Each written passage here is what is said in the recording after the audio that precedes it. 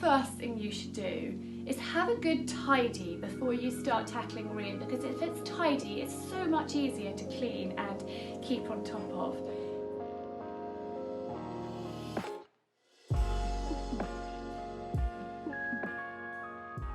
Hi, I'm Charlie from Ask Charlie and welcome to my YouTube. Today I want to share some of my top cleaning tips with you. So I've got a few of my favourites. So this is ostrich feather, which is really handy, and it's got quite a long handle so it can reach and it extends as well, which is really good. And then this is a pledge duster, and the great thing about these is you can take the end off and wash them.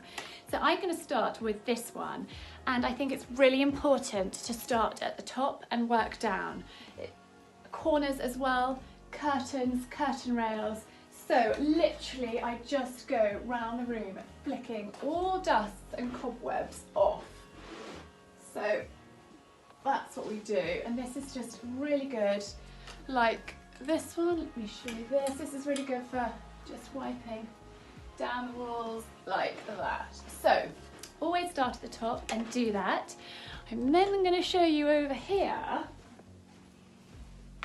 I have a hairdryer, and a hairdryer is really useful for blowing dust off dried flowers, flower arrangements that are fake, faux, and also lampshades. So I'm going to quickly show you that.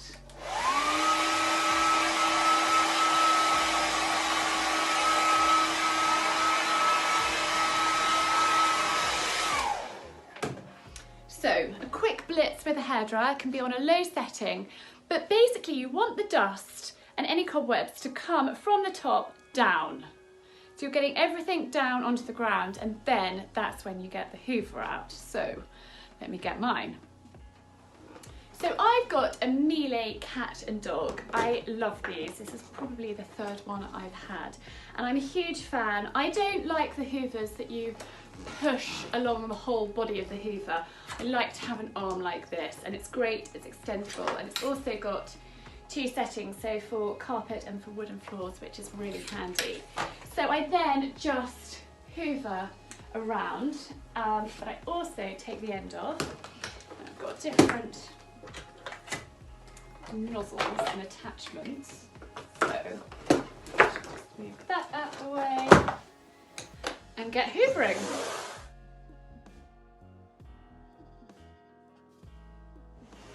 So I have a good hoover around with this attachment, and then when I hoover the room I use this big one. But it's so important, and most people forget, the corners and the edge where the carpet meets the skirting board. So much dirt and dust gets caught in there, so that's really important to get into that area. Then, if you've been following me for a while, you'll know I love these cloths. So this is an old one, it's slightly dirty, I've damped it, and I'm going to wipe all the skirting boards because they get missed, and it's really important to get the dirt off and the dust that sits on the ledge with a damp cloth. So now I'm going to give this glass table a clean, and it's important to take everything off or lift it up properly, but there's nothing worse than being able to see dust that is sitting on the top and it hasn't been cleaned round properly. So I use Method glass cleaner for this, and the small things I shall move off, but I've got a statue here which I'm not going to move because he's really heavy. Just get those bits. Candles, frames. Be careful you don't tread on them, and have, I don't know if you can see on the camera, but it's a bit dirty, so we'll give. And these are micro, well actually these are John Lewis ones, but they're like micro, I can't remember what they're called, but micro cloths. So then just give that a really good wipe over, and I will carefully in a moment move this forward and give that a clean too. Marks. And so the dust as well that I blew off these flowers will come down onto the table too. So that's why it's really important you work at the top and come down. And then this lamp, give that a good dusting too. And carefully move that.